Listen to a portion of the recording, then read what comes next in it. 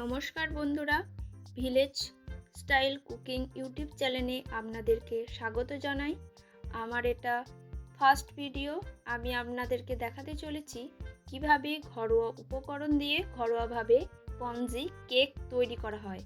তো চলুন আমার ভিডিওটা আরম্ভ করি বড়দের প্রণাম এবং ছোটদের ভালোবাসা নিয়ে। তো প্রথমে আমাদেরকে কেক তৈরি করতে হলে যেটা করতে হবে, প্রথমে একটা পাত্রের মধ্যে একটা ডিম ফাটিয়ে নেব এবং ডিমটাকে ভালো করে গ্রাইন্ড করব।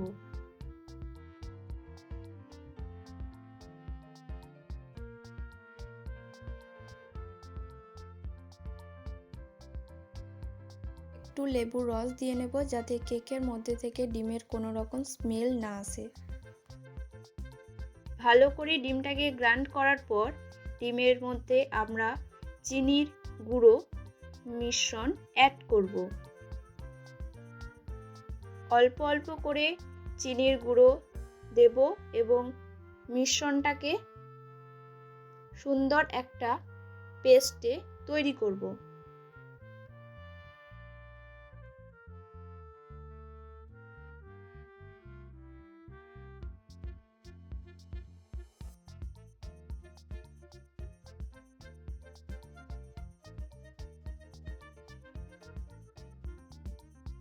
আমার যখন চিনির গুঁড়ো এবং ডিমটা মিশ্রণ করা হয়ে যাবে, তারপর আমি ওতে অ্যাড করব একটু বাটার। আপনারা চাইলে সাদা তেলও ব্যবহার করতে পারেন। তারপর ভালো করে সবকটা মেশাবো।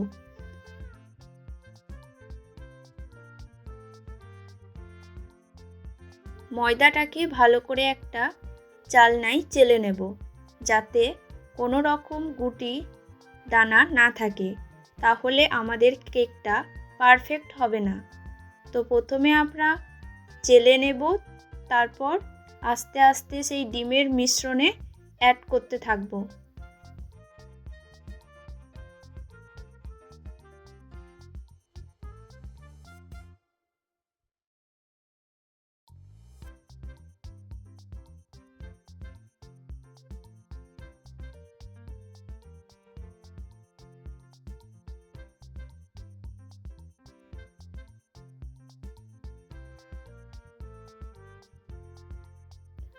পরিমাণ মতো দুধ দিয়ে অ্যাড করতে থাকব।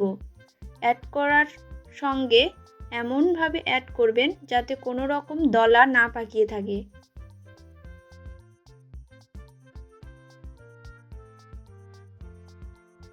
সব ময়দাটা মেশানো হয়ে গেলে আমরা কেকের মধ্যে পরিমাণ মতো একটু নুন দিয়ে দেব এবং ভালো করে মিশিয়ে নেব।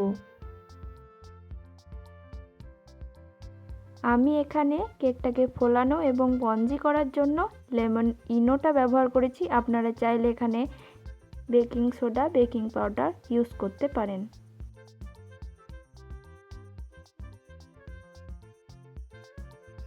যখন আমাদের কেকের মিশ্রণটা ভালোভাবে ফেটানো হয়ে যাবে, তখন আমরা শুকনো উপকরণ অ্যাড করব, যেমন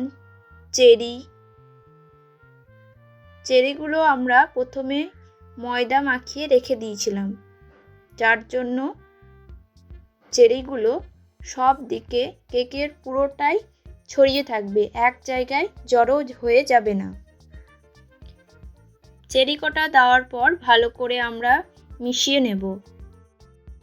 মেশানোর পর একটা পাত্রে আমরা বাটার পেপার নেব, তারপর কেকের মিশ্রণটা ঢেলে দেব।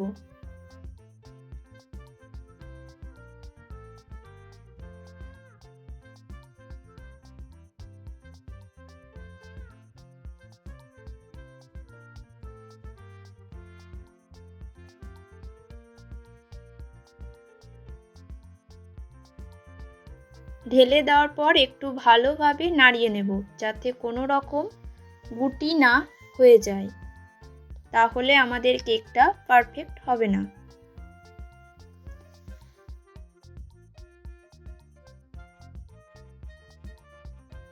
ভালোভাবে কেকটাকে বসিয়ে দেওয়ার পর আমরা কেকের ওপর থেকে একটু ডিজাইন করার জন্য কিছু চেরি এবং কিশমিশ ওপরে দিয়ে দেব।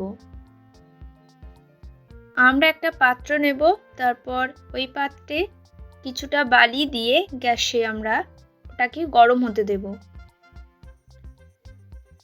বালিটা যখন গরম হয়ে যাবে তখন আমরা কেকটা বসিয়ে দেব এবং ভালোভাবে ঢাকা দিয়ে দেব এবং 45 মিনিট অপেক্ষা করব কেকটাকে বেক হতে।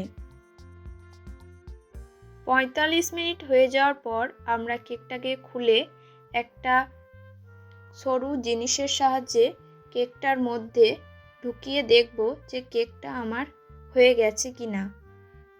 যখন দেখব এরকমভাবে কেকটা আমার হয়ে গেছে, কোনো রকম কাঠিতে কোনো রকম কেকের মিশ্রণ লাগছে না, তখন জানবো আমার কেকটা পুরোপুরিভাবে পারফেক্ট রেডি। কেকটা নামিয়ে নেওয়ার পর কেকের পাত্রের চারিধারে আমি ছুরি ঘুরিয়ে নেব, যাতে কোনো রকম কেক আটকে থাকলে সেটা সহজে বেরিয়ে আসে। তারপর কেকের পাত্রের ওপরে একটা পাত্র রেখে কেকটাকে উল্টে দেব, যাতে কেকটা খুব সহজে বেরিয়ে আসে।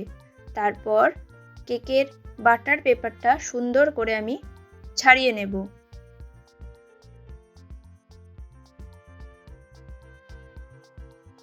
কেকটা আমার সুন্দর তৈরি হয়ে গেছে, আপনারা দেখতে পাচ্ছেন।